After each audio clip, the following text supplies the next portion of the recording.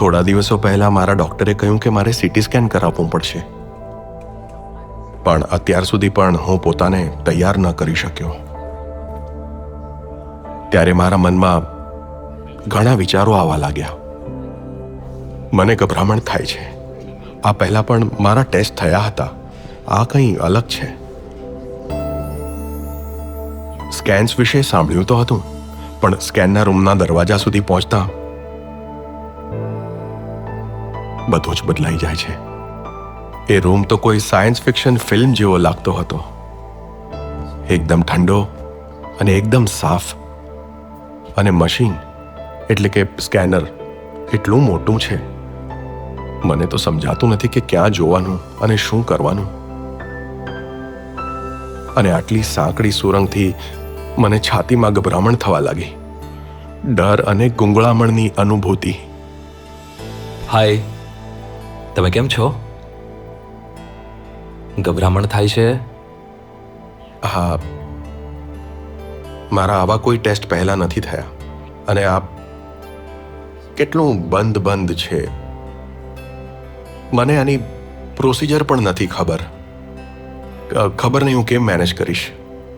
હું સમજી શકું છું. સ્કેનથી પહેલા આવી ગભરામણ ઘણા લોકોને થાય છે, પણ નિશ્ચિંત રહો. આજકાલ ટેકનોલોજી બહુ વિકસિત થઈ ગઈ છે. આજકાલના મશીનો એ રીતે બનાવવામાં આવે છે કે તમને આખી પ્રક્રિયા એકદમ સરળ અને આરામદાયક લાગે.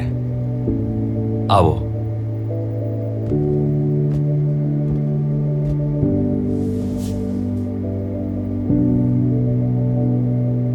શું તમને કોઈ એલર્જી કે શરીરમાં કોઈ મેટલ ઇમ્પ્લાન્ટ્સ છે? ના, મને કોઈ એલર્જી કે મેટલ ઇમ્પ્લાન્ટ્સ નથી. શું મેટલ ઇમ્પ્લાન્ટ્સ વાળા પેશન્ટ્સને સ્કેન દરમિયાન કોઈ તકલીફ થાય છે? આજે ટેકનોલોજીના કારણે દરેક પ્રકારના પેશન્ટ્સના સ્કેન શક્ય બન્યા છે. પછી કોઈ પણ ઉંમર, કદ કે બીમારીવાળા હોય, મેટલ ઇમ્પ્લાન્ટ્સવાળા પણ. પેશન્ટે બસ સ્કેનથી પહેલા આ બધી જાણકારી અમને આપી દેવી જોઈએ, છુપાવ્યા વગર.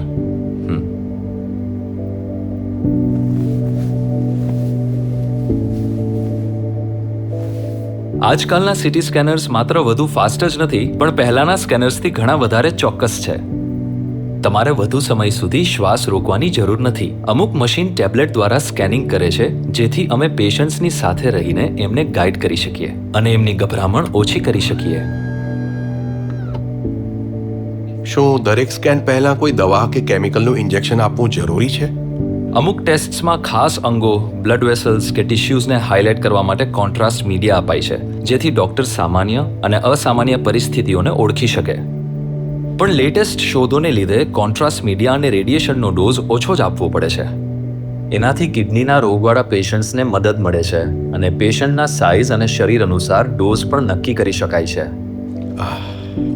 એમની વાતો સાંભળીને સારું લાગ્યું.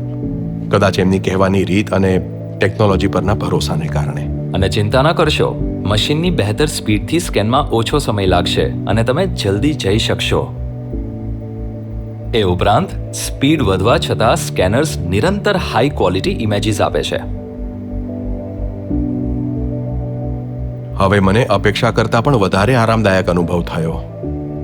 અંદરની બનાવટ એવી છે કે મને ફસાઈ ગયો એવું લાગ્યું જ નહીં, અને સોફ્ટ લાઇટથી સુરંગ જેવી અનુભૂતિ ન થઈ.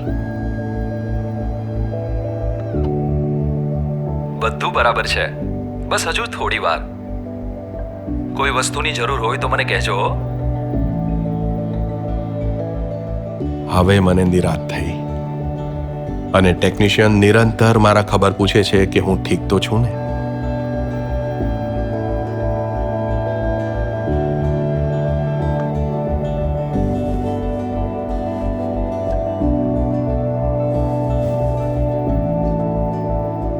જોયું?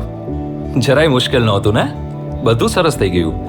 જો પેશન્ટ શાંત રહે તો ટેકનોલોજીથી બહેતર અને હાઈ ક્વોલિટી ઇમેજિંગ મળે છે, જેનાથી ડોક્ટર સાચું નિદાન કરી શકે છે. કદાચ સૌથી મુશ્કેલ ભાગ હતો પહેલીવાર એ રૂમની અંદર જવું. અંદર જઈને ટેકનોલોજીના વિકાસને સમજી લીધા પછી મારો ડર ઓછો થઈ ગયો. આખરે બધું જલ્દી અને સરળતાથી પતી ગયું. આવો. માની નથી શકતો કે કેટલું જલ્દી થઈ ગયું.